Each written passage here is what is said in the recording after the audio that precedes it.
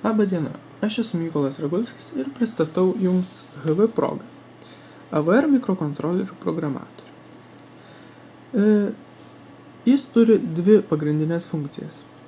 Pirma, tai yra nuoseklusis programavimas AVR mikrokontrolerių, kurį kaip tik Jums dabar ir pademonstruosiu. Bus programuojamas mikrokontroleris, čia jo pajungti įėjimai, išėjimai, viskas. Ir dabar tai lieka paspausti vieną pelės mygtuką. Persijungia programuoja dabar. Ir persijungia į darbo režimą. Galim netgi pažaisti biškį.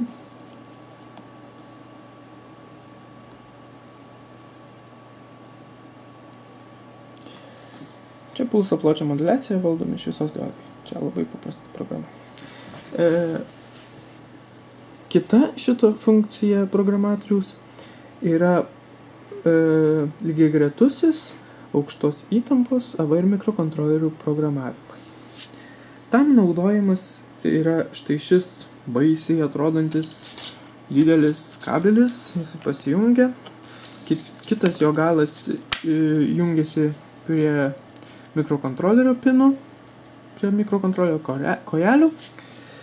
Ir tada mikrokontrolerį galima atlaužti iš beveik bet kokio nustatymo, iš beveik bet kokio padarimo.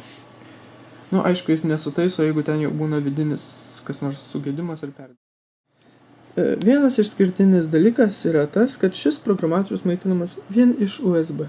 Kaip matote, daugiau jokių maitinimo laidų nėra. Jis iš 5 V pasidaro reikalingus programavimui 12 V, štai su šia mikroschema. Taipogi geras ir patogus dalykas yra reset mygtukai. Galimybė yra restartuoti patį programatorių, tai yra visą šitą didelę mikroschemą, arba atskirai mikrokontrolerį.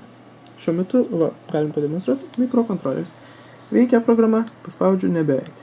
Restartuojasi paprasčiausiai. Šis mygtukas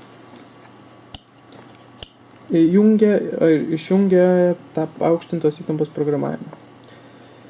Tai tiek. Ačiū už dėmesį ir iki.